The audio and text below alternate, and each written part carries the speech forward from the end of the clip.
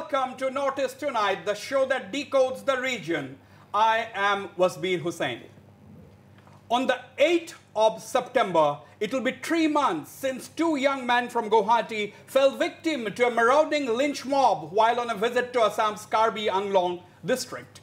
The Assam police, which have since arrested 48 people in connection with these murders, are reported to be ready with its charge sheet that is to be filed within the mandatory 90 days that expires on the 8th of September.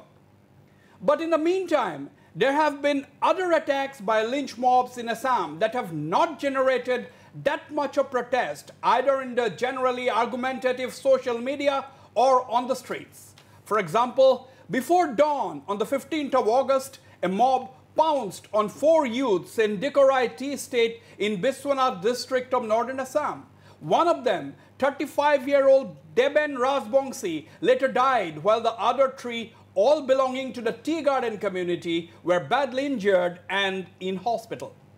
The charge against them was that they stole cattle from a resident of the tea estate, and upon discovery, the owner raised alarm, leading to villagers tracking and lynching them.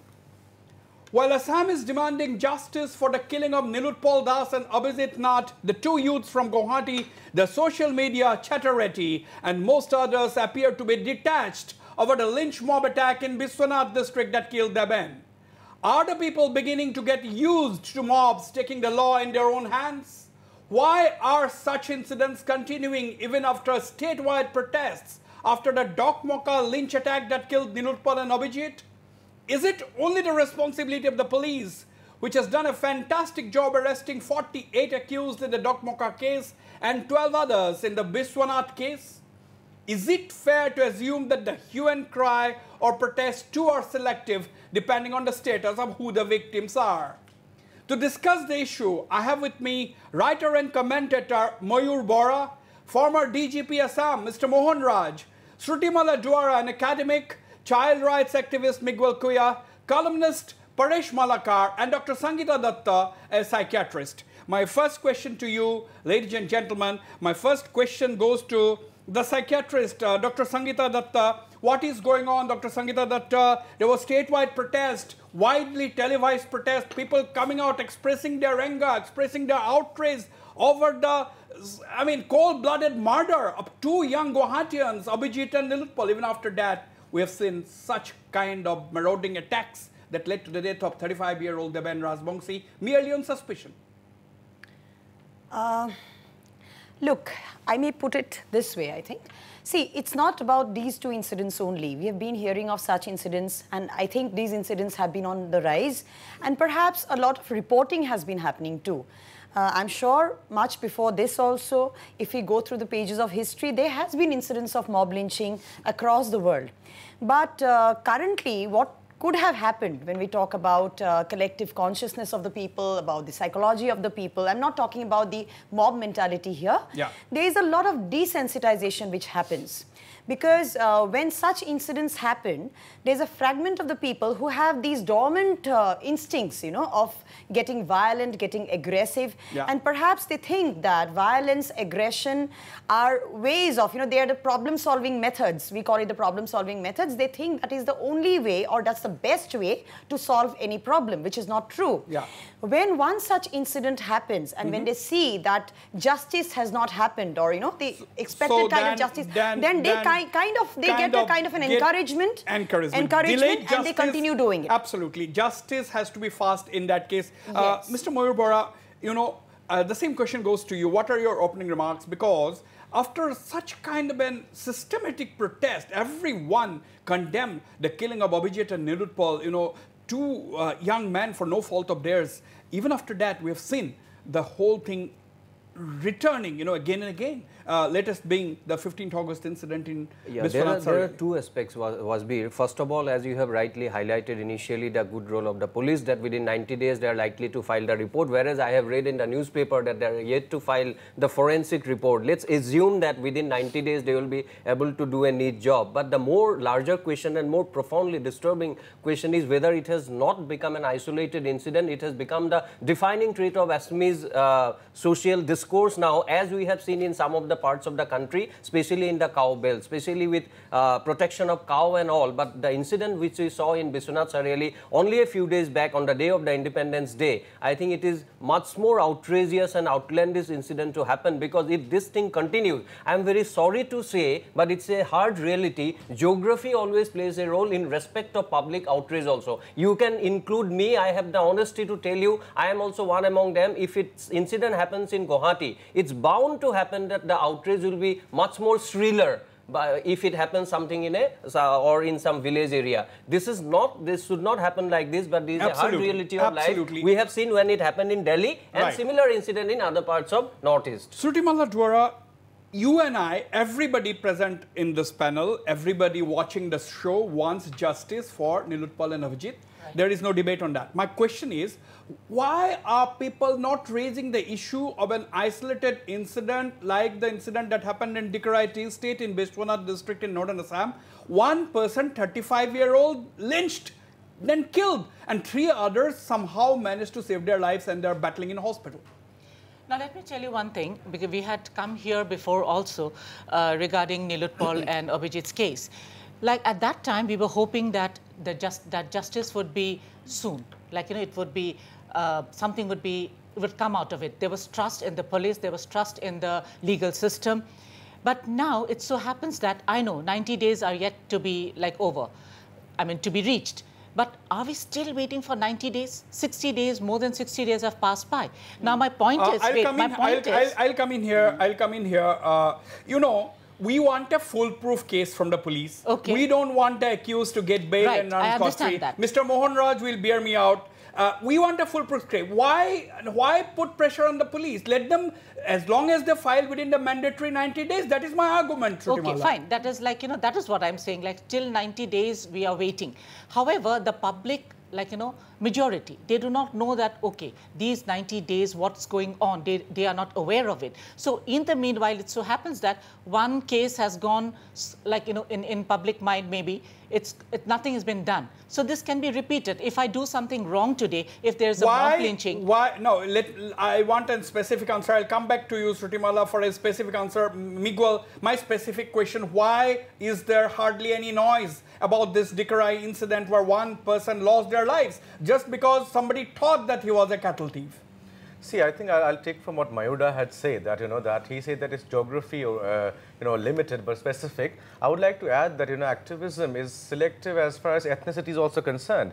How many people someone from Guwahati have, you know, the class that the young boys represented, someone from Guwahati who has access to technology, who has access to mobile phones, yes. But who will represent the ones who were killed in a remote tea garden back inside a tea garden? These people hardly have access to, neither do they have the language, nor the articulation, nor the power to articulate what they wanted. Why are you assuming that only people from those areas have to react? What about people from Guwahati? Why are they not reacting? They have all the technology at their disposal. And your argument doesn't hold good. Can I come in? There is something called it is something called desensitization.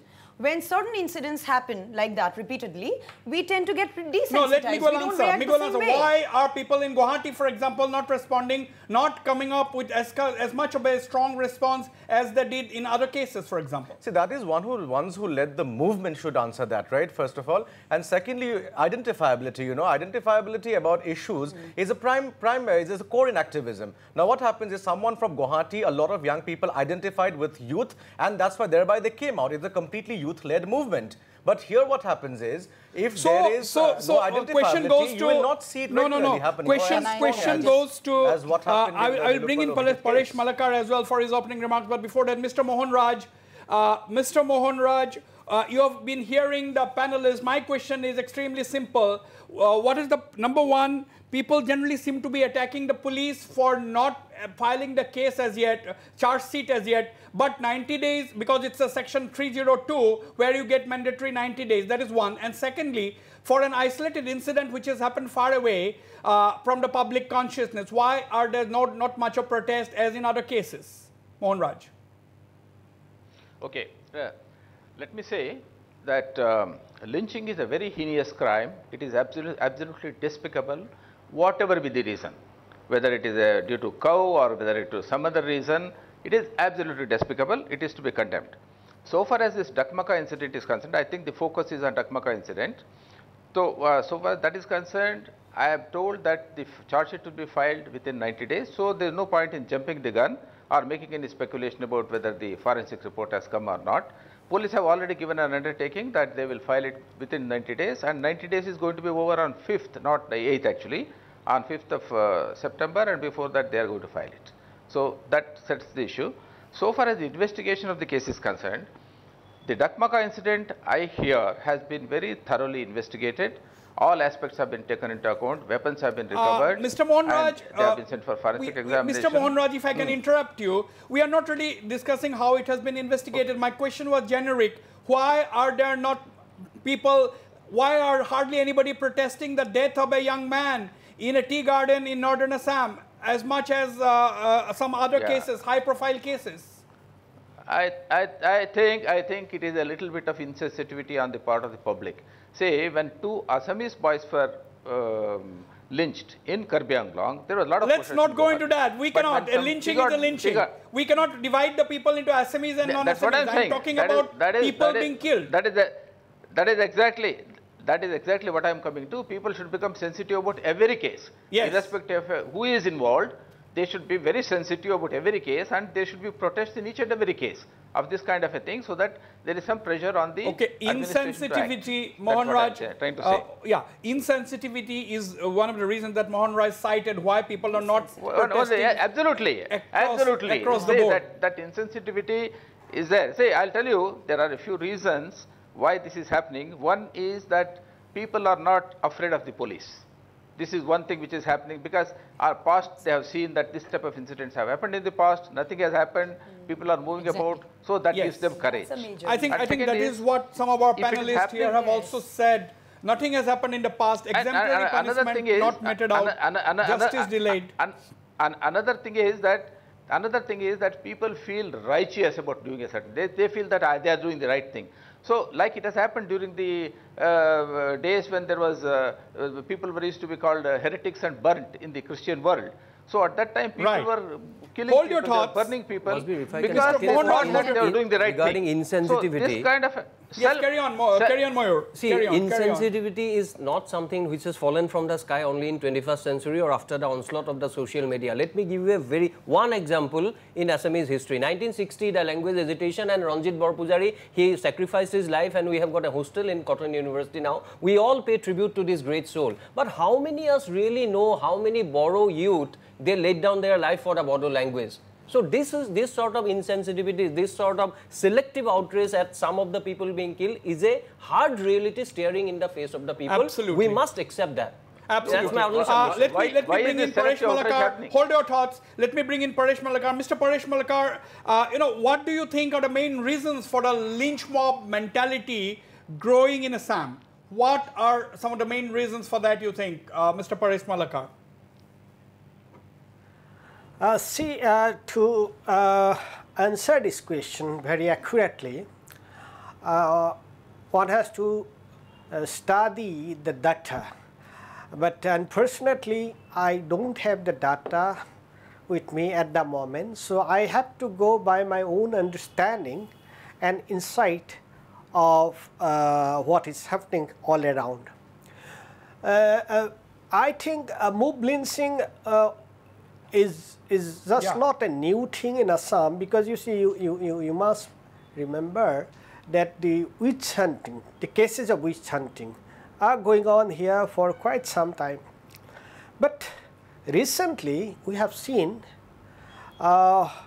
this cow vigilantism, then child lifting, and that barbaric incident of Dakmaka on child lifting. Now, I see it as the general situation, an atmosphere of intolerance is growing in our society. General atmosphere of intolerance. This intolerance, and these are the actually symptoms. These are the manifest symptoms of. Absolutely. Absolutely. I think Paresh Malakar is citing general intolerance. Sutimala, general intolerance and insensitivity delayed justice. These are some of the points that has emerged, at least, till this point in time? Sutimala. Yes, as I was saying, like, it was justice delayed. But let me tell you here, like your first question was that how come in the Dokmoka incident found such a lot of support and such mass, it has become a mass movement. As like someone had said, it started with friends.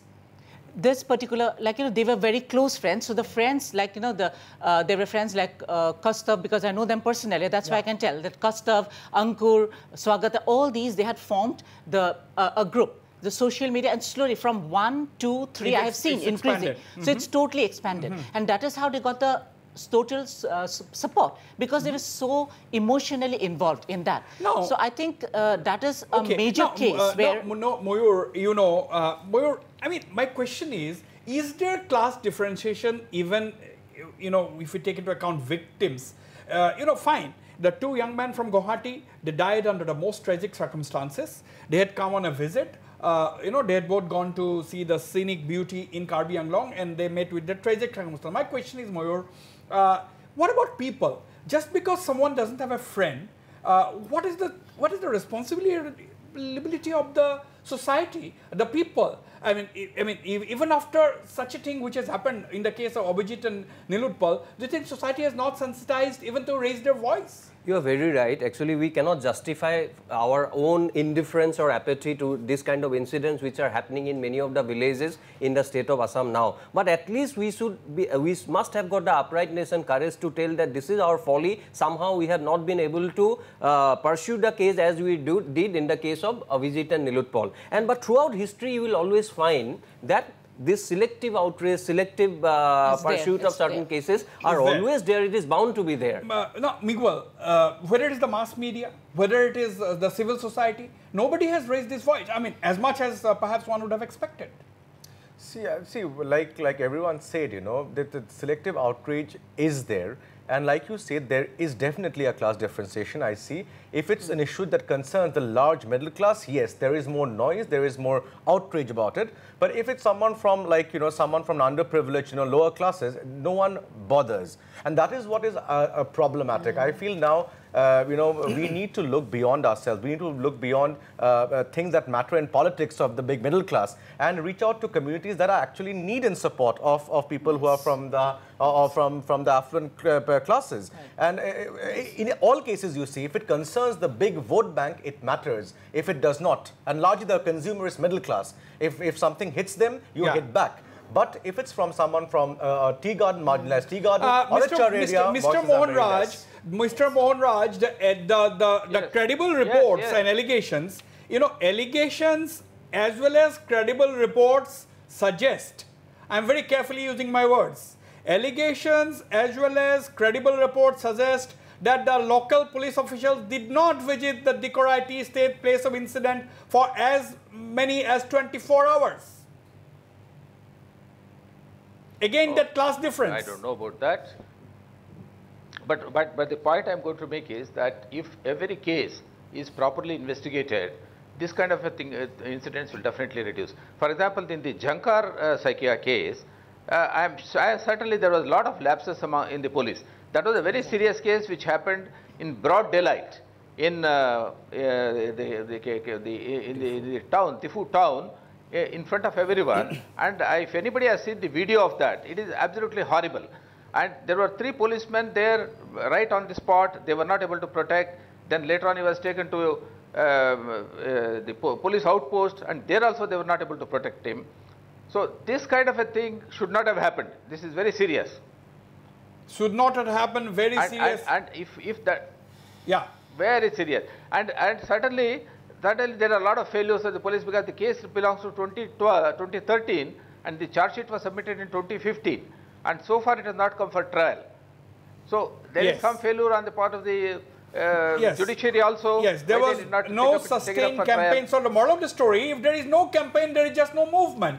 That is also one of the things that has come out. In fact, but for Dokmoka incident, that other incident would have been completely forgotten. So that is a sad state of affairs coming from you. coming from a senior former police officer like you, it makes a lot of sense and to understand as to what goes on. Absolutely. No pressure, no pressure, no action. No pressure, no action. This is a sad state of affairs. Yes, but that's a fact. And yes, like, you know, because the things that are going on right now, nothing is happening. So people get frustrated. So if I am not, like, as you said, why the people are not coming out to voice their protest. So they have voiced their protest very strongly, and after that nothing comes out. So there's frustration. That's what I was saying. I mean, about when I was talking about desensitization. Now people know nothing will be done about it. Nothing has happened till now. So they are kind of frustrated and helpless also. It's a learned helplessness that people go through. Because they cannot take the law in their hands. Malakar, I mean, do you agree? Is it a reflection of justice usually delayed, or does it signify people becoming less and less tolerant? You have been hearing Paresh Malakar. Do you agree? Is it a case of justice delayed? No, I don't think that justice delayed is the case here, because you see, justice, if you count the cases of mob lynching in recent times, what do we see? Have we seen a rapist being lynched? Have we seen a dacoit being lynched or any other criminals? No, we have not. What we have seen, there is a particular design, and this design, I am very sorry to say that, as we discussed earlier, that a culture of intolerance, and if I could be much more specific and frank and candid, it's actually a political intolerance. So this air of intolerance has created this situation.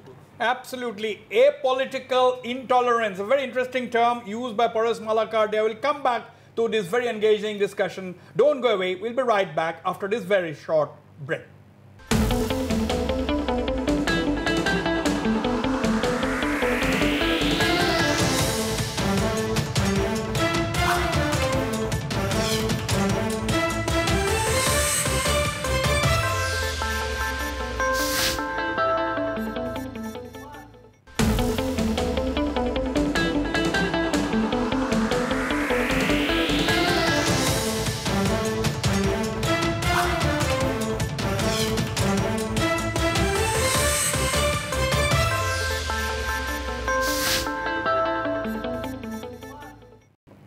Welcome back.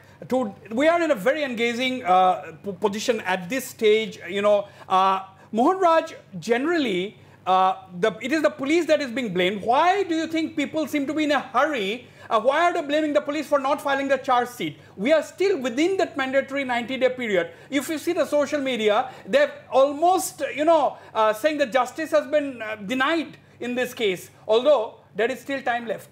Let me answer you. I think people are ignorant about it, and including the media also, they are ignorant about what is the legal position. When you have got 90 days, why do you expect police to file before that? Before 90 days, if they file, it's okay. Even on the 90th day, if they file, it's okay. So it is unfair to blame the police because it has not been filed much before 90 days. That is not required, because they have to tie up everything, all the loose ends. They have to, an entire investigation has to be properly supervised, and then only they can file. And even they may have to take even legal opinion about that. But so I don't think it is proper to blame the police. Absolutely. Now, Mayur Bora, one very interesting thing, as many as 48 people have been picked up from you know, various parts of Karbi Anglong for the Dokmoka incident. 12 people have been picked up in the Bishwanath case.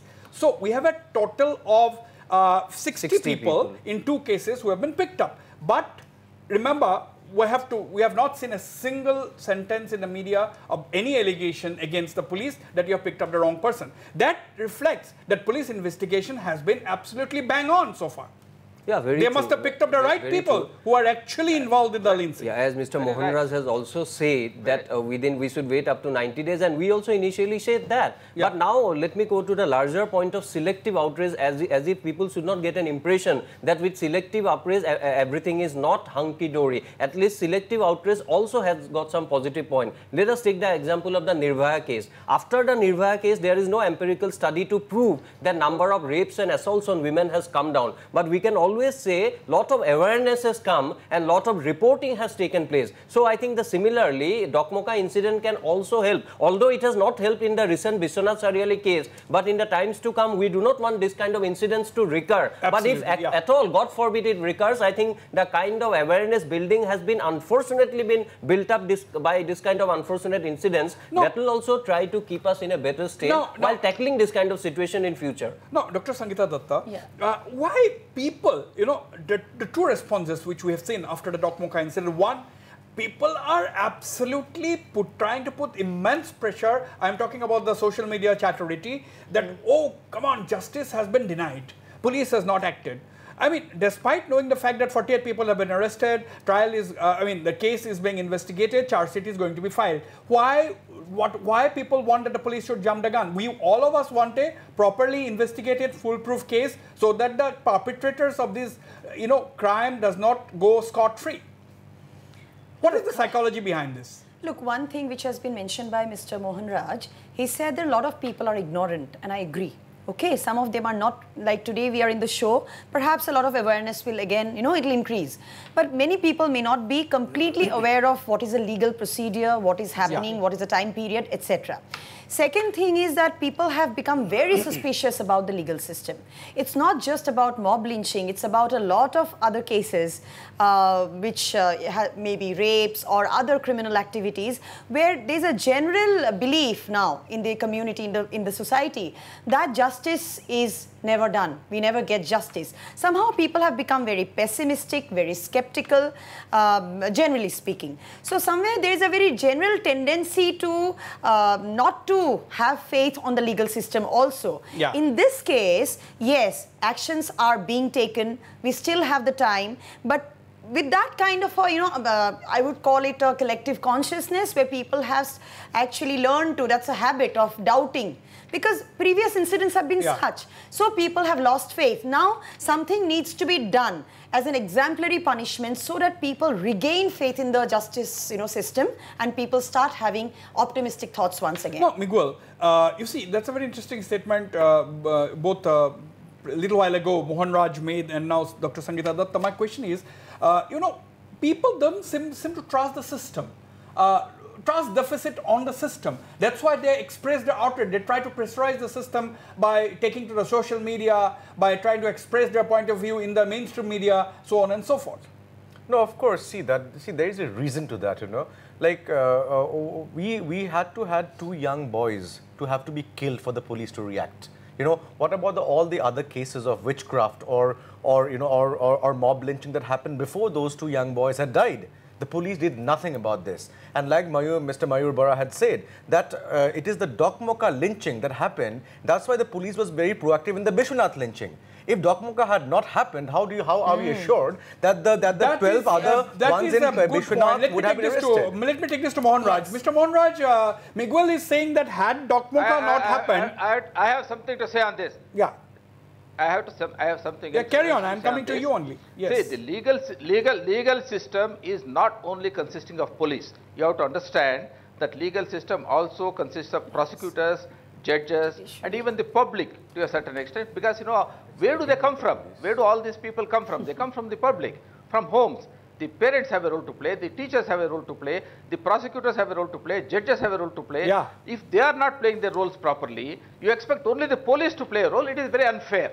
Because we all belong to nobody the is same saying society. that. Nobody is blaming the police alone. It is understood that the process, of course, you have, thanks for pointing that out, but nobody is only blaming the police.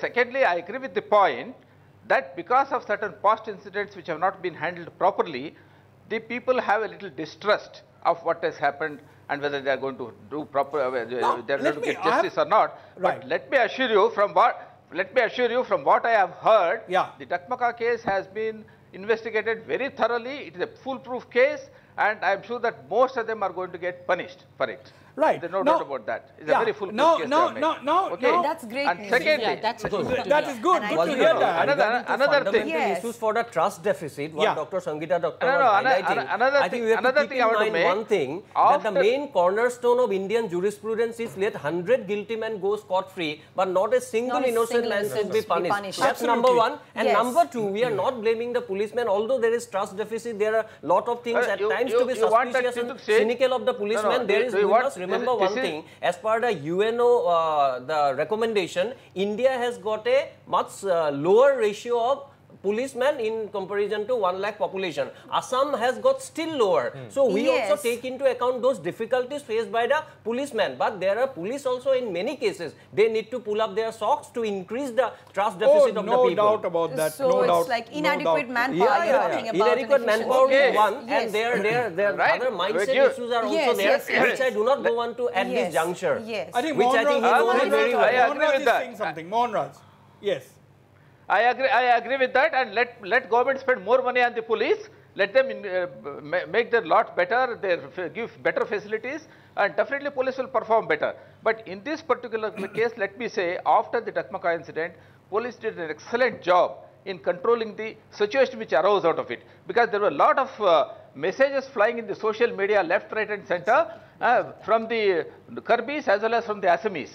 And police did an excellent job in registering cases. They arrested 47 people for posting hate messages on the social media, and one should congratulate the police for that. They did an excellent job. Now let me This should come be to taken into account. Paresh Malakard. It The is same not question. merely, it's a preventive measure. Mr. Paresh Malakard, the same question I'd like to ask you.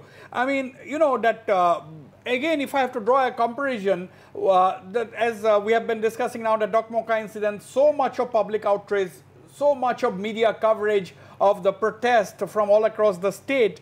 Now that Biswanath, case where one 35-year-old man was killed just on suspicion that he was a cattle lifter, and 3 of his other associates are badly injured. There's not much of protest on the social media or on the streets. The same question which I earlier asked my other panelist, Paresh Malakard. Your thoughts? Yeah, this is really one has to think about it, and frankly speaking, even I don't know much about it. Whatever little I came to know only from social media. But here, I think it is related to publicity. You see, certain things, certain cases, Yes. because of some peculiar circumstances, get publicized, and certain cases don't get publicized. Now here I must say there is a great role to be played by the print and electronic media. Whenever such things happen, actually these things have to be brought to light so that people know about it, and then society respond. The administration is also made to respond. So that is how I see it. Now, Mayur Bora, that Paresh Malakard is saying the role of the print and the electronic media. I mean, is it only after the print and the electronic media raises the issue that people should protest? No, it's is not. there no collective consciousness Because of the local everything- people? If there is a protest in the locality, then obviously the print media will, or the electronic media is going to pick it up, isn't it? First of all, I don't agree, like you cannot tar the whole thing with the same brush. First of all, whether it is, as you have rightly mentioned, the term of social media chatterity, there also you must know how to separate the grain from the chaff. There are a lot of people who are trying to bring mischief and propagate a lot of innuendos, insinuations about things which are not likely to happen, and these are the handiwork of some mischievous minds. Similarly, in the media also, some media will be very, very circumspect and they will behave in a very mature way, but there will be some black sheep in all the community, in all the profession. So I think it will be wrong on the part of anyone to blame the whole media, to blame all the people who are involved in social media. I think we must go into the most important aspect why I am highlighting is the awareness building among the people, because then only people will try to realize once they receive some SMS or WhatsApp messages on their mobile that this is to be believed and this is where warrants some of our action. And if they go by the rumor and all those things are there. I myself did a study in Delhi see the role of rumor in Indian national movement. That time WhatsApp was not there, nothing was there, telephone was not there. Rumor always plays a role, but with these new gadgets and all, it has started playing a more destructive role. I think there the civil society should chip in and try to reduce its destructive effect on the people. Absolutely, like taking from there, the role of media is very important. And see, but can you wait? Can you wait for the media? I mean, to carry out activism on behalf of the people? See, sometimes it becomes important, especially in areas which are, who says, I mean, even the Bishwanath incident, I'm sure there were local outrage. But how much coverage did the media decide to give it than it gave to the Dokmoka incident? I mean, see, as I said, even media activism is highly, I would like to believe, is very ethnicized as well. So I think how much coverage, like when I heard about the Dokmoka incident, from day and night, it had full coverage. But about the Bishwanath, I mean, hardly any people know about it, or only a few articles here and there. But how much did media as a whole try to follow it up and take it to its logical conclusion, or generate public opinion around that issue? Hardly any. Now, this brings me to once again. I have a good point. Yeah, carry on. Yeah, one point I want to make. See, people shout a lot that, this should be done, that should be done, this should not have been done and all that.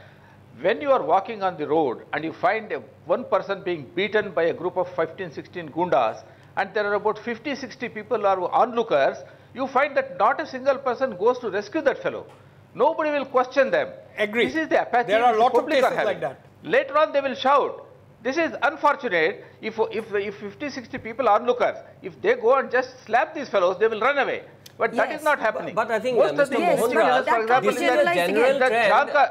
In a way, you are trying to corroborate what you said 10 minutes back, that in the Diffu incident where Jankar Saikia lost his life, 3 police were also mute bystanders, as you have said. So it is not only with non-policemen, it is happening, it is possible, relevant for policemen also. It is very condemnable. But even there, as Dr. Sangeeta Datta said, you cannot generalize, isn't it? You cannot generalize.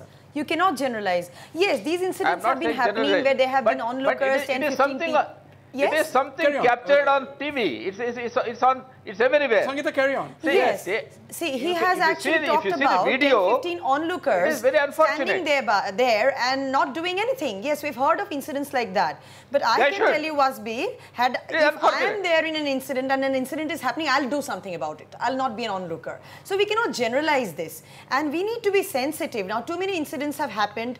We have seen that people just watch. People don't do it. Some do it. Some just keep watching because of the sadistic pleasure that they derive. I've seen people taking pictures and videos. I've seen people taking pictures and videos and sending it to media clips. Okay, yes, they have been doing all that. So that's not healthy for a community. That's not healthy for society. We need to when you see, we may not be able to go and attack the the perpetrators. But we can definitely inform the police. Why not? My point is, Shrutimala, when you talk about sensitization, just now I think Sangeeta talked about sensitization. Now, whose responsibility is it to sensitize? Even sensitization costs money. So, is it the responsibility of government? Because if you want to carry out serious sensitization that reaches every nook and corner of the state, every segment of the society, you have to spend a lot of money, Shrutimala. It's not just money. It is also like, about... why not NGOs? NGOs cannot do it just like that. Miguel here, we have to answer. If you have to do an audit for Miguel, can you do it for free?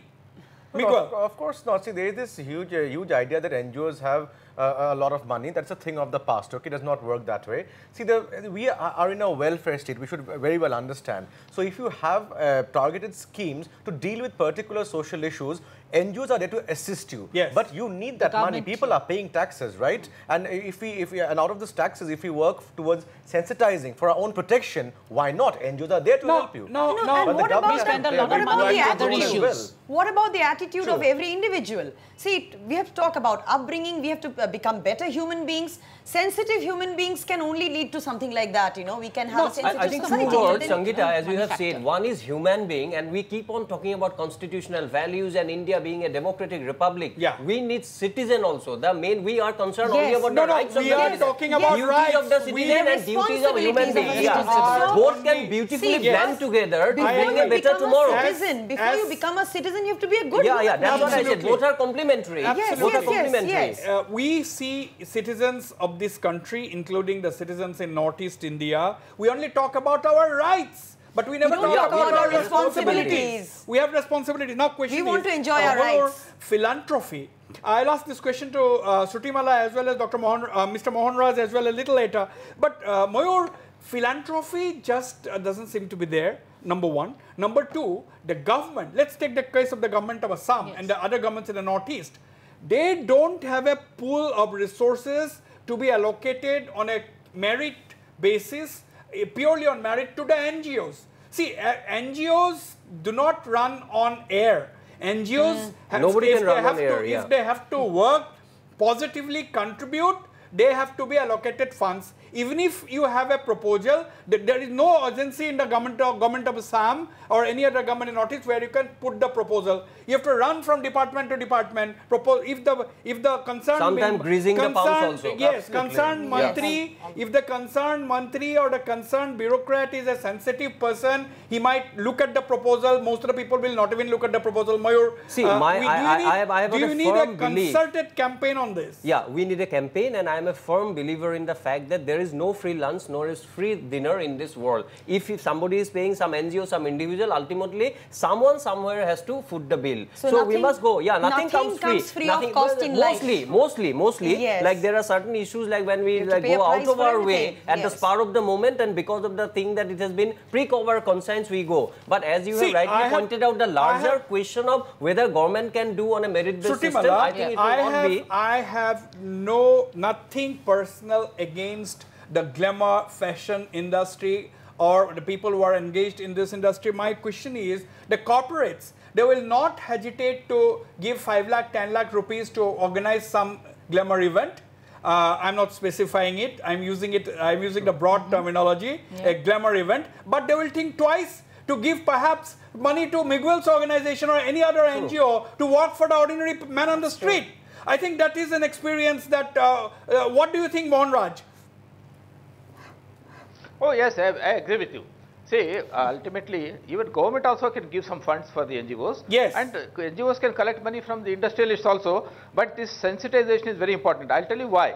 Because most of us suffer from some kind of biases. Everybody has. Bias, you know, yes. like tribal people may be having a bias against plains people. They'll say these people come and exploit us and things like that. And we versus they syndrome. Bias, which builds up inside, and sometimes when you come face to face with a person whom you don't know, because this all happens because there is no frequent interaction. See, like these two boys went into a village where they might not have seen many plains people coming, and it was dark, and of course this rumor was flying and all that. But basic thing was, somewhere down below psychologically, this hatred of people from outside is there in most of the people who are in the tribal areas. So that probably came to the surface. And it led to this kind of an incident because, you know, then people are very fond of playing God when nobody is looking, nobody is there. Let me quickly. So they thought that they could do anything. And that kind of a self-righteousness, you know, you are self-righteous, something like the Inquisition period in Christianity. Absolutely. You are doing the right thing, you are burning people at the stake. So it's right. Human biases and all prejudices have been there from time immemorial, but we are not missing. Some biases will be there. But our education and enlightenment, we must try to see that those biases and prejudices in the times to come should be minimized, should be reduced. That should be the aim of civil society. And that's what we are discussing here today. These people don't have proper education. You're very right that biases should be there, but we must try to minimize that. No, this brings me once again. Let me once again bring in liberal education. Paresh Malakar, solution. You know, do you think Paresh Malakar, the scale? I mean, this was also I asked my panelists earlier, but to you now, do you think that the scale or level of protest, degree, level of protest varies from victim to victim depending on their social indices? Yes, it does. Absolutely. It does. Paresh Malakar. At times you can say that, but then You're very recent measured. cases I have seen, a clear yes. and it was not only Yes, Paresh in Malakar, carry on. Assam, it is outside Assam also. It is really very difficult to say that, because you see very poor people, very poor cases of very poor people being killed on suspicion of, you see, stealing of cows and other things. Those cases are very much highlighted in the news. So I really don't have data, and I really don't think that it is a case of social injustice. But then it is mostly the how the news is circulated, how it is publicized in the media. It all depends on that. I think that is my understanding. No, don't worry about data, Mr. Paresh Malaga. Data can always be fudged. Mayur, data can always be fudged, but let's not corroborate his view. Let me give a historical example. Let me give a historical example. Different, it's obvious. It's different. I want to say, I want to corroborate something which is distant in space and distant in time also. 2000 years back, during the Romans and French, if you Italians and French, for any Indian, they will say that they are more or less social indices will be equally developed now. During that point of time, during Julius Caesar's time, when there was a fight between the leader of the Gaul, Vercingetorix, again Gaul is from the French. That time also Caesar has been taken to be a very celebrated and decorated consul of Roman, and Vercingetorix has been told in a very unimpressive and very this term. So we are still 2000 years back, whatever happened in European today, history also this is done. That's why we said, but we must all try to reduce that. That should be the aim of civil society, and that's what we are trying to harp on today. But can civil society really do it? They can minimize. But is civil society also not biased? Doesn't civil society carry the burden of bias? See, absolutely. The burden of bias is everywhere. Be it the media, be it pedagogy, be it student unions. Yes. I mean, everything is linked to the politics, you know, of different classes. So so it will be there. So once we come out of it, that is where we can think, like Mr. Mayur said, to reducing social inequalities, reducing political issues, you know. But we have to come out of it. And if we have to begin this, maybe we can start from, let the state take some positive action, begin with the schools first. Nowadays you see the schools, you know, affluent kids, talk to them for a walk into a forest to learn about environment, they would say no. But go to a swanky picnic in some nice affluent resort, everyone would pay thousands of money into it. So this is how parents are bringing up their children. And this is actually adding up to the inequality. So maybe the and fault this is in just the leading to education disaster. Everywhere. To a certain That's why extent, perhaps Mr. Mayur was talking about minimizing biases. Minimizing, because you can't dispel. You cannot dispel. We cannot use words like and if I give one more example, Wasbir will be angry, but even then at the risk of that, let me tell you, before French Revolution, one statement. No, you may be angry. See, but one particular statement you have to listen, that someone said before French Revolution, middle class mind is an asset, but middle class mentality is a liability. Absolutely. If you go deep into that, I think you will try to understand the unfortunately, wisdom ingrained in that. It is the middle class that seems to be actually at least there is a middle class who is trying to re-examine themselves. That's a good sign. The country Wasbir, in your story, if some people from middle class are trying to ask questions to themselves, I think this is a very alive, positive sign. Wasbir, so the middle class is alive. Let me use another phrase. Mohan Raj, do you think, you know, supporting and not supporting is also an elitist concept? It also depends on who you are. What did you mean? Supporting what?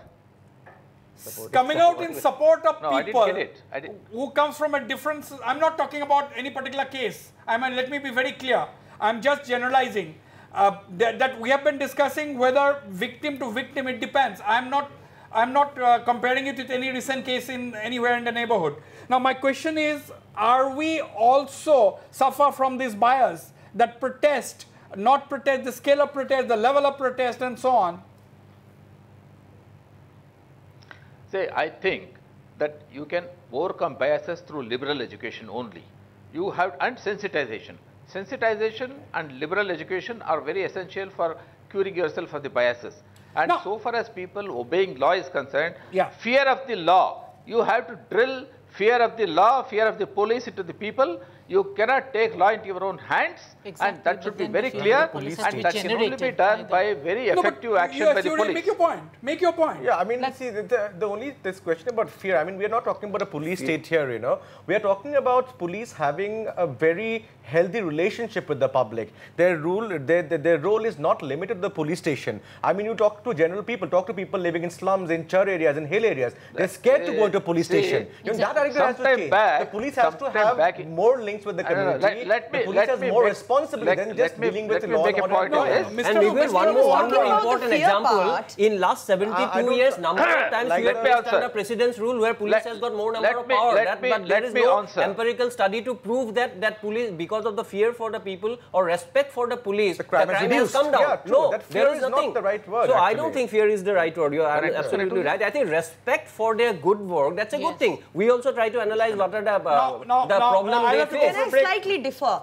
I think fear at this stage is necessary because people have to be afraid of taking law in their own hands. Exactly. Too many people are taking law in their own hands. They must understand that if we do this, there'll be very there'll be punishment, there'll be stringent punishments. There also you cannot generalize. You cannot generalize. You cannot generalize in the sense that yes. those perpetrators have to be booked, exemplary punishment given, punishment given in the shortest possible time. Perpetrators are and just to make the police fear, Wasbir, you cannot terrorize an entire community. No, Wasbir, So most of these perpetrators they are sadists, they are antisocial elements, they are psychopaths.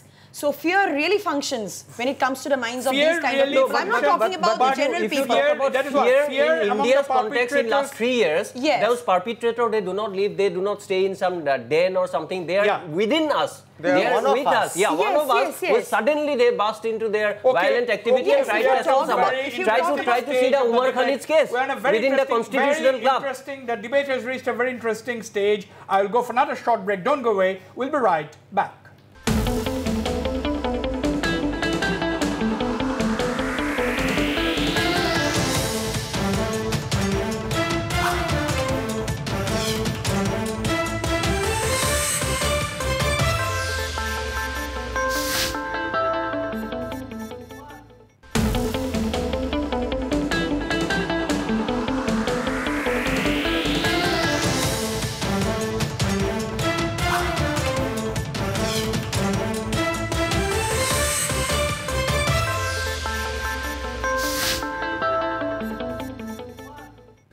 Welcome back. Paresh Malakar, what is your prescription, if you have one, to deal with this malaise of mob lynching, this whole mentality, whole mad mentality of mob lynchings?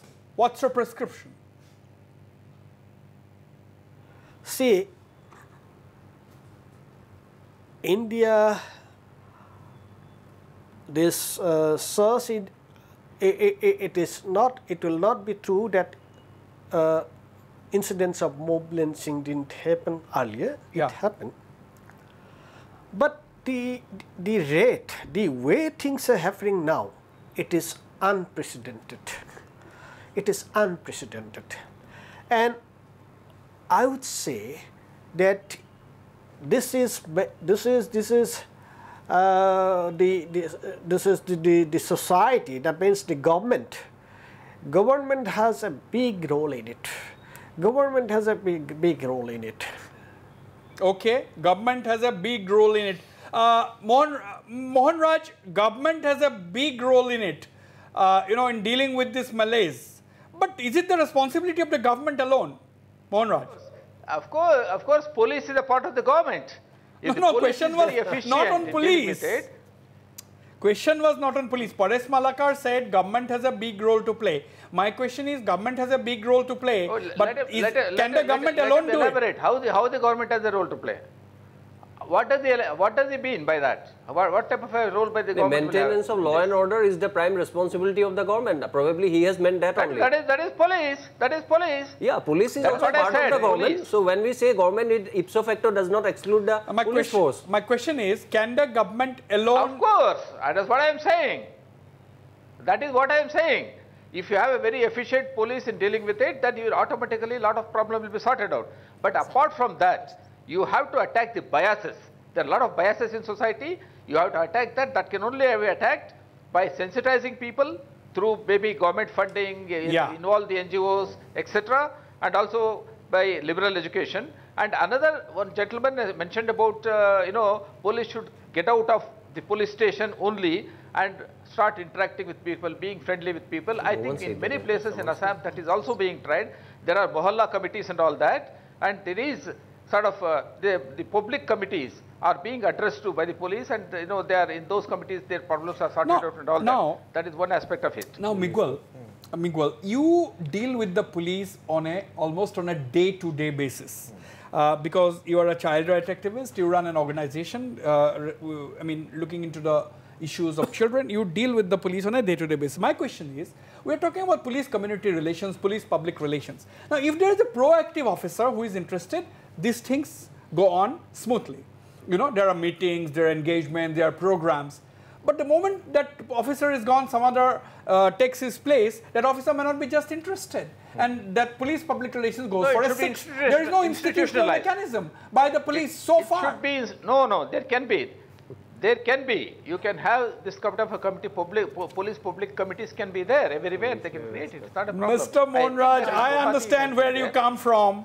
I know where you come from. But point is, my question is, there is no institutional mechanism in place. It's only remains in paper. It all depends on an officer-to-officer basis. That is what I'm talking about. There is no system in place. That's the question. If a proactive officer departs, his successor may not be as interested in going around with this police public relation business. That's my question. That's my point. No, another thing is there. In Assam, we have the system of VDPs, Village Defense Committees, and the Thanedar chairs the Village Defense Committees, and these Village Defense Committees come from the villages. So you have a continuous interaction. There are monthly meetings of the Village Defense Committees, and there is a continuous interaction with the villages. So you cannot say that there is no police to public contact. But that is not the point here. No, I have never said that there is no contact. I never said there is no contact. That's what they call community policing, I think. Community policing. VDP what has been your experience dealing with the police? VDP is an institutionalized arrangement. It happens very regularly. VDP is a different story. I'm talking about the ordinary police public relations, which is unstructured. No, what I'm saying is, VDP are ordinary people only. Yes. They are you are mistaken. VDP doesn't come from heaven. They are ordinary people belonging to the villages. Mr. Monraj, you are trying to balance. On one side, you are supporting, you are free to your choice. On one side, you are criticizing the police actions, the police probity. Are you trying to balance it out now by saying that everything is hunky-dory? I don't know. What everything is hunky-dory. That is the message at the end of the day you are trying to project. Is everything hunky-dory with the police? Police has to be very... Is everything hunky-dory with the police? Police can do no wrong. Is it what you are saying? I don't understand. I don't understand. Are you saying police can do no wrong? My question, answer yes or no. Say, how do you say... You said half an hour ago, you said that police investigations at times are not good. You said, but are you now trying to, you refer to the Jhankar case. Isolated case. You refer to the Jhankar case. I don't know. Now are you trying to balance it out? Isolated case. You still have a lot of friends in the force. I didn't say that all cases are inefficient. We also have. We are not criticizing specific unfair. people.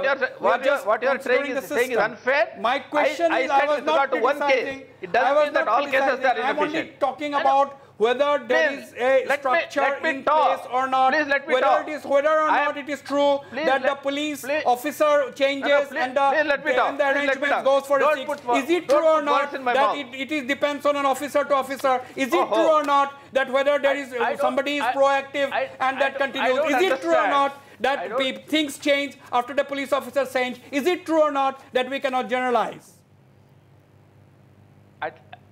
You are putting too many questions. See, so far as the arrangement with VDP is concerned, it is institutional arrangement, and it will always be there. Yes, Miguel, why don't you answer my question? So what is your... Hold on to your thoughts, Mr. Mohanraj. I work with the police. What is your question actually? No, Mr. Mohanraj, my point is... Let me speak from the activist point of view. My point is that police has to be efficient, I said. No, it is easy to say that police has to be efficient. Let me put my record straight. Let me put my record straight. I think the police has done a fantastic job in the Dokmoka case. We are not criticizing the police. Yes, what has been your experience with the police? I'll tell you. See, there are structural issues which the police senior officers don't want to speak about, okay? You're right, one thing. If there's a proactive officer, he will as it is be good, okay? But see, there's a serious human resource issue in the police force. One, having the wrong people doing the job job of a policeman. Now, you cannot never change them unless you give adequate, good quality training. Another issue. But while senior officers have access to training all around the world, how many police officers can actually even go to Delhi for a good training? None. Look at the conditions which police officers are living. Look at the police reserve. You will see the water is like a garbage dump. Are you aware of it? Now, these are issues that affect the leadership of the police like at the an Thana expert. level. Are you Now, aware? these things senior police Are you officers aware don't of want the to speak training about. program? They feel the policeman at the police station will do the job and they'll sit in nice air-conditioned offices. And today, Dokmoka case is happening because Mukesh Agarwal is heading it. You know, some senior police officer is heading it. And if Mukesh Agarwal was not there, you would have not, on public outrage was not there, you would not have seen Dokmoka going the way it is right now. Dokmoka incident happened when the police station was very I nearby. want to Do you agree with what Miguel is saying? No, Basically, the point, larger point which I don't know why he has become so sentimental or become so making a lot of allegations hypersensitive about the issue. I think all our panelists I have seen. Are you aware of what training is happening? Have you gone to the police headquarters to find out what training is happening? And police public ratio and all, and more so in the state of Assam. But even after that, I don't know why he has become so sensitive. The main issue is, I think as he has Miguel has rightly pointed out, soft skill is very, very important for the policeman. Many of the senior police officers also feel only with hard skill how to run the guns and all, they will put them in better state. Then behavioral changes. These are hardly we see for the people on the street, because ultimately we have got a top-heavy department. Ultimately, when some thief or dacoit has to be caught, the Thanedar or the SI or the ASI or the constable, he has to run. And if he is not properly trained, if his training is only concerned only with the hard training part, then I think policing will never be a complete or a satisfactory job for a citizen. I am telling from a citizen's point of view. Training has to be You are not an expert to speak about that area. It has to change. You don't know anything. It has to be a dynamic process. Yes, They deal with psychological. murders, See, there's a lot of- you have to support police officers. How will they perform well? When we talk about inadequate whole manpower, colour of crime has police to change. officers, see, there has to be stress management for police, soft Absolutely. skills for That's training a for topic police. this behavioral issue, areas which you are not And aware of. every cop, every policeman is also a human being, so he has his own issues. So that he gives his, we get the maximum efficiency out of every cop, every police officer, we need to take care of other things also. Mr. Mohan Raj, there are a lot of suggestions that there are no soft skills for the police, there is no stress management for the police. Can I talk? Can I talk? Yes. I get to Can I just... talk? Please talk. Yes, Mr. I am Mohan Raj. deprived. I am deprived. Yeah, say you are making statements, somebody is making statements without knowing anything about what type of training is being given to policemen and all that. You have to go to police headquarters to find out all the details and then talk. It is not good to make general remarks that police don't know anything. No, I think we have trainers here. We cannot assume. You better go and find out. I have myself trained all the police officers. I don't know how when in I between say the talk Wasbir, show, about he was very, the very level of nuanced, stress he was in considerate, police officers, and he was very, very, Secondly, let me make another point. And started defending everything. Let us make another point. No, it is not that. You have to know your facts properly. You just no. What is incorrect? They are only suggesting. They are not questioning anything. They are saying that police officers have to be given de-stressed. What are you taking? Their housing has to be good. How do you know that their living conditions have to be taken care of. Their training has to be proper. I don't know. If you are not willing to listen, if you cannot lend a ear to listening or suggestions of the people, then I think you are showing that you are not very receptive. You are making too many points in one police officers at my own clinic, Wasbir, every day who are stressed out. True. We have Dr. Sangeeta Datta is a psychiatrist. She has her own clinic. She has a lot of patients coming in, and that includes men in khaki. Yes, they are. Men in khaki. I didn't say police, by the way. Can I make a point? Can I make a point? Yes, please make. Say somebody made a point that police should not only confine themselves to policing duties, but they should go out and try to educate people, meet people, and all that. Okay, they can do all that. Do you know what are the constraints on a police station? A police station having 10-15 people with 100 or 200 villages. We've already talked about it. They are highly strained. Policemen are very less.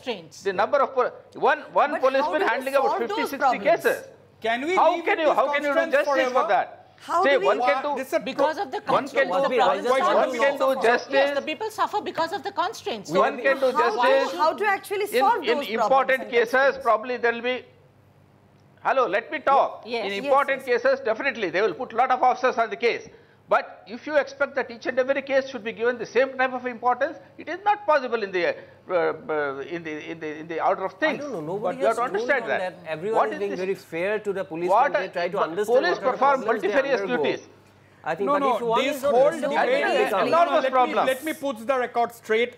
Let me put the record straight. We began this discussion praising the police. We began this discussion saying nobody has questioned the police who have picked up 60 people in They've two done good cases. job. Nobody has pointed a finger at the police. It has been absolutely okay. I mean, they have picked up the right people. That is the reason why nobody is questioning the police. Police is well within their rights to file the case within the 90 days. So police has done nothing wrong there. So we have been generally very, very appreciative of the police role because we are discussing only these two cases. We are not discussing anything else in this debate today. So, but at the same time, the question is being raised. Better? How can they operate better when their living conditions are not good? How can they operate better when only the top officials and the middle-ranking officials are getting good treatment, good training, not treatment, good training? And are we to live with the constraints in the police station forever? Why should the ordinary man suffer for that? Because there is no dearth of money. Mr. Mohan Raj. Oh, you say there is no dearth of money. You have to ask the state government for that. Definitely, there are a lot of financial constraints. Firstly, the number of policemen available is very less. The population to police ratio is very less. The in India. manpower, we talked about You have to increase the policemen, so you have to have a bigger budget. Have a bigger budget. If you want to improve policemen, their housing and all that, spend more money. Is the government ready to spend that kind of money? If they were able to spend that kind of money, police would have been in a better condition, no doubt. But government also has its constraints. They cannot spend a lot of money on police alone. They may be having other sectors to spend money. So there is a, you have to look at the whole thing in a holistic manner. You cannot just say that, okay, pump in a lot of money to police. Let me bring in Paresh Malakar once again at this stage. Mr. Paresh Malakar, I'm running short of time now. We have been discussing about this. You see, we have digressed a little bit as to whose responsibility. It started from there, whose responsibility it is to sensitize the people and take care of this, deal with this malaise. Is it the job of the government alone? That's my question to you. Is it the job of the government alone? Let me address this thing. See, in an egalitarian society, in a democratic polity, the dividing line between the government and the society, the people at large, is very thin. Is very thin. Because why is this government? Government is for the people. Now, if they do not take care of the people, so why we need a government? And at the same time, the people see this divide between the government and the people. There shouldn't be a divide. Now, thing is, unfortunately, now what I'm going to undermine and emphasize on this is that unfortunately this gap between the government, political leadership, and the society, it's actually widening, and unless we can bridge this gap, it is not possible. And here that Okay. Absolutely. I mean, the divide, Moyur, the divide which Paresh Malakar is talking about between the government and the people. Do you think, we are talking about, let's focus our response to this incidents of, mob lynching, the lynch mob mentality. And now, divide between the government and the people. How do we deal with the situation? Now, that's the most important issue. See, the crimes were there earlier also, but the now crime in the last 3-4 years, if you see in the country and now recently in Assam also, that political and social discourse has become very, very toxic and poisonous because of our misplaced sense of reliance on our bloodline, on our religion, on our caste and other ethnicity. So this has become, the politics of primordiality has emerged from that, and that has become a severe challenge for the policeman to tackle and also for the civil society to grapple with that. These are some of the incidents which has unfortunately happened in the state of of Assam, we as a civil society people, we must try to take lessons from them, try to analyze our own insufficiency and inadequacy, be clear about that, honest about that, and try to reduce our bias and try to do something politics for the of society primordiality, politics of primordiality. Well, I'll go into another aspect. I may be wrong, but then sometimes I feel the more we show in details the mob lynching and the way the videos are being shown, I think the negative element also has an attraction for many. Like, we are very attracted towards the negative element. I don't know, I may be wrong, but then, like, Sangeeta would be knowing that. Like, so you are showing in details, and there are people who get excited by it and they would want to imitate. That's actually called modeling in psychology. So they would try to imitate. And when nothing comes out of, like, a mob lynching, and exactly like, you would say that we are still waiting for the 90 days. That will be a very crucial time. So if nothing happens, even after 90 days, and then there'll be more mob lynching, I'm telling you, there'll be more. And if you're thinking that people have forgotten, because like public memory is shot, and so now things have quietened, it's not quietened. So like they're just waiting. And that is why perhaps they are more into social media, talking about like, what's going to happen, what's going to happen. It's also to make them realize that we are not actually forgotten. We have not forgotten the Dokmoka case. We have not forgotten the mob lynching. We are waiting. But we need the people, the government, the law, and everyone to know that we are quiet, or that we are asking for a reason. We are waiting for 90 days, and if nothing happens, then there will be more such issues. Let me come in here. Let me tell you the breaking news, at this point in time on the notice tonight is that the Assam police is absolutely ready with its charge sheet, and maybe in the next 48 hours, maybe in the next 72 hours, but we'll be definitely able to come up with the story that the Assam police has filed the charge sheet on the Dokmoka incident. But Sangeeta, I mean, what Srutimala was basically saying, what do you think? Do you agree more Completely. Completely. I agree with her.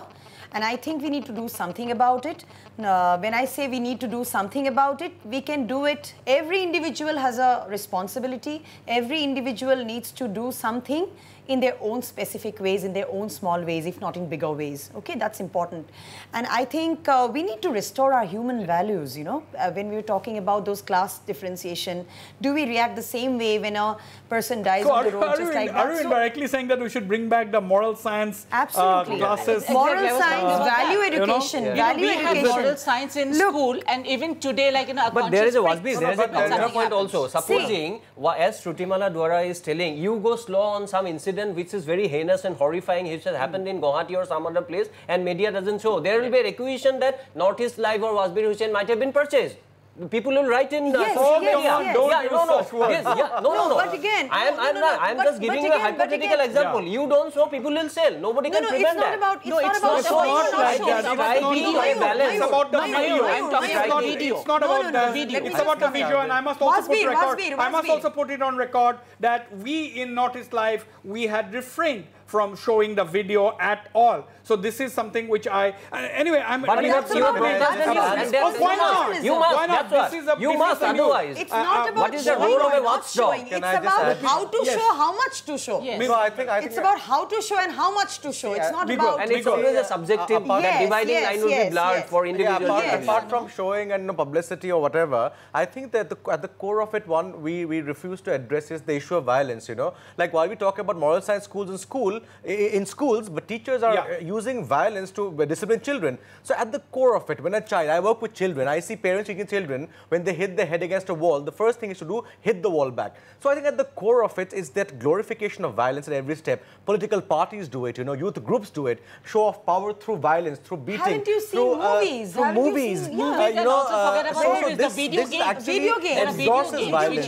Which are violence is being glamorized. Absolutely. So violence has been glamorized, and this should stop. And this can only begin with the schools and homes. Let me go to Mr. Mohan Raj. Mr. Mohan Raj, finally, how do you think? How do you think? How do you think? How do you think we can deal with this problem? What are 2 or 3 main points? Very quickly. One gentleman, one panelist made a remark that in the last 4 years there has been a certain atmosphere created in all over India, and that is affecting Assam. But I don't agree with it. Whatever may be happening in the rest of the country, Assam has been peaceful. And so far as lynchings are concerned, there have been lynchings before also, like due to Daini lynchings and all kinds of lynchings have taken place, but that has nothing to do with the atmosphere prevailing in the last 4 years. That I totally object to it. Assam is a very peaceful state and we don't have any kind of a religious animosity. I hope Vishwanath Saryali will not recur. And I'll be happy if your words are proof. What is the what is denial what does not is help. it religious? I object to it. When there is a problem emerging, it says you must try to confront it head on. Yes. Both the victims and the aggressors are the same community. You must understand. Exactly. Exactly. Please let me listen. Sure. Let me talk. In case of Vishwanath Saryali, both the victims and the aggressors belong to the same community. Where is the question of religious animosity here? They are of the same community. But nobody said that. Nobody said that. That only because their community is different. Nobody said. Please, I request you not to put words into our mouth, and especially my mouth. I can understand you. You are trying to say that there is an atmosphere of religious animosity. Don't try to say what I was not trying to say. That's my honest request to you. You are a senior man. Come on. I totally object to that. You are not. Let us agree to disagree on that issue. In Assam. That's the beauty of democracy. I totally reject it. Because where is the question of religious animosity in the Vishwanath Saryali incident? This has been a very engaging debate. This has been a very engaging. At the end of the day, I am running completely out of time. I am running, Mr. Mohanraj. I have to cut you short here. Mr. Mohanraj, I have to cut you short here. I am running absolutely short of time. Absolutely short of time. At the end of the day, this mob lynching has to stop, and this cannot obviously be done by the government alone. Every section of the society must contribute in whatever way they can in order to tackle and get rid of this malaise called mob lynching. On this note, I end this edition of Northeast Tonight. I thank all my panelists for being here. Thank you very much once again. Good night and goodbye.